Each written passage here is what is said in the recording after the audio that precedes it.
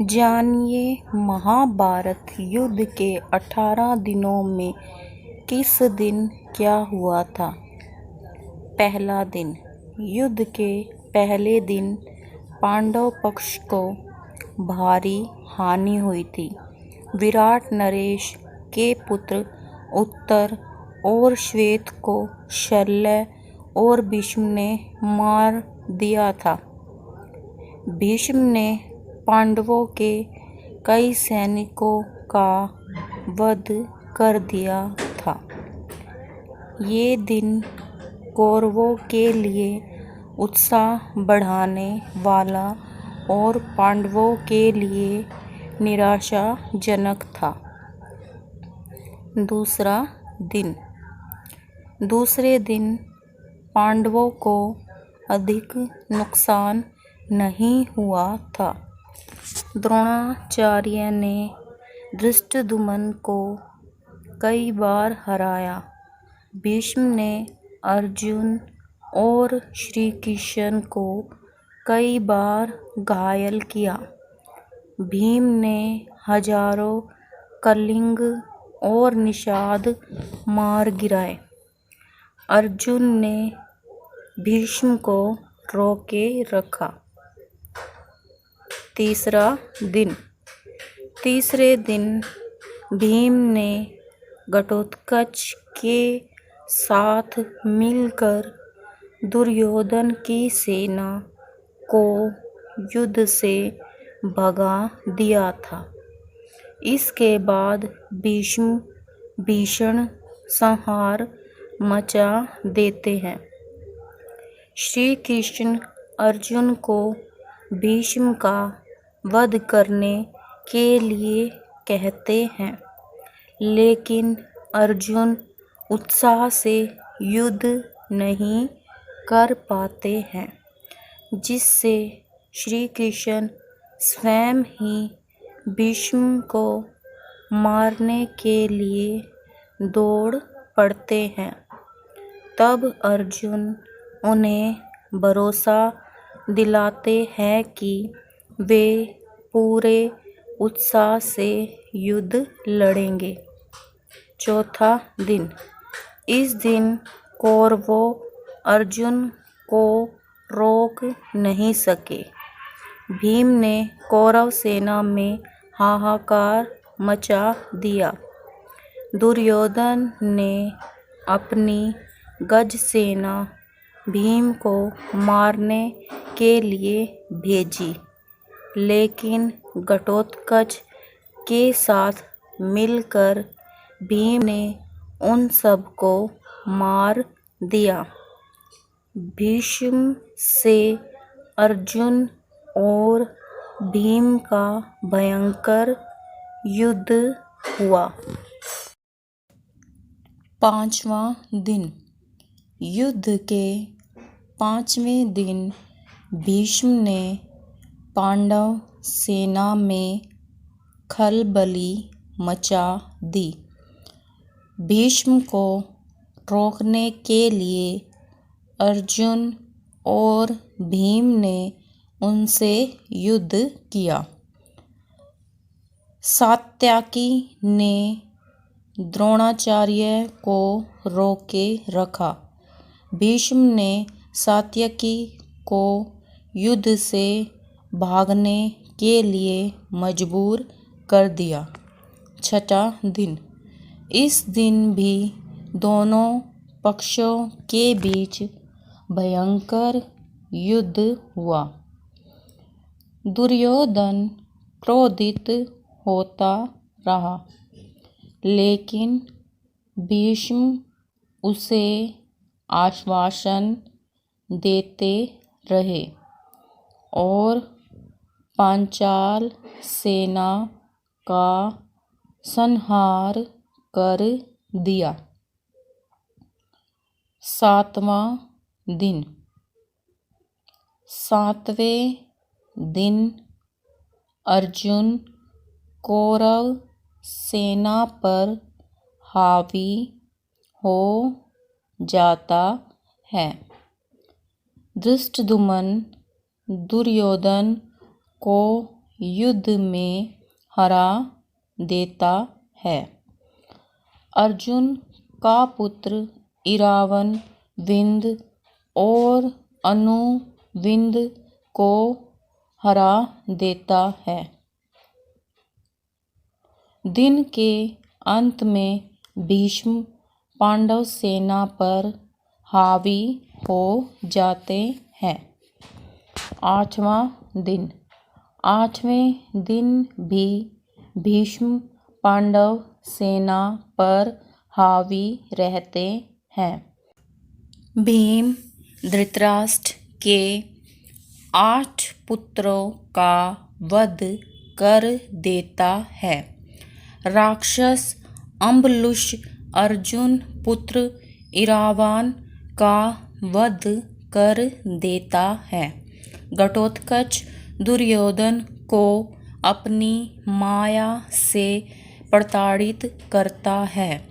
तब भीष्म की आज्ञा से भगदत्त घटोत्कच भीम युधिष्ठिर व अन्य पांडव सैनिकों को पीछे धकेल देता है। दिन के अंत तक भीम धृतराष्ट्र के 9 और पुत्रों का वध कर देता है। 9वां दिन। 9वें दिन दुर्योधन भीष्म से कर्ण को युद्ध में लाने की बात कहता है। तब भीष्म उसे आश्वासन देते हैं कि या तो श्री कृष्ण को युद्ध में शस्त्र उठाने के लिए विवश कर देंगे या किसी एक पांडव का वध कर देंगे। युद्ध में भीष्म को रोकने के लिए श्री कृष्ण को अपनी प्रतिज्ञा तोड़नी पड़ती है और वे शस्त्र उठा लेते हैं। इस दिन भीष्म पांडवों की सेना का अधिकांश भाग समाप्त कर देते हैं। 10वां दिन। इस दिन पांडव श्री कृष्ण के कहने पर भीष्म से उनकी मृत्यु का उपाय पूछते हैं। भीष्म के बताए उपाय के अनुसार अर्जुन शिखंडी को आगे करके भीष्म पर बाण ही बाण चला देते हैं। अर्जुन के बाणों से भीष्म बाणों की शैया पर लेट जाते हैं। 11वां दिन। 11वें दिन कर्ण युद्ध में आ जाता है। कर्ण के कहने पर द्रोणाचार्य को सेनापति बनाया जाता है। दुर्योधन और शकुनी द्रोण से कहते हैं कि युधिष्ठिर को बंदी बना लेंगे तो युद्ध खत्म हो जाएगा। दुर्योधन की योजना अर्जुन पूरी नहीं होने देता है। कर्ण भी पांडव सेना का भारी संहार करता है। 12वां दिन। युधिष्ठिर को बंदी बनाने के लिए शकुनी और दुर्योधन अर्जुन को युधिष्ठिर से काफ़ी दूर भेजने में कामयाब हो जाते हैं, लेकिन अर्जुन समय पर पहुंचकर युधिष्ठिर को बंदी बनने से बचा लेते हैं। 13वां दिन। इस दिन दुर्योधन राजा भगदत्त को अर्जुन से युद्ध करने के लिए भेजता है। भगदत्त भीम को हरा देते हैं। अर्जुन के साथ युद्ध करते हैं। श्री कृष्ण भगदत्त के वैष्णव शास्त्र को अपने ऊपर लेकर अर्जुन की रक्षा करते हैं। अर्जुन भगदत्त की आँखों की पट्टी तोड़ देता है, जिससे उसे दिखना बंद हो जाता है। अर्जुन इस अवस्था में ही उनका वध कर देता है।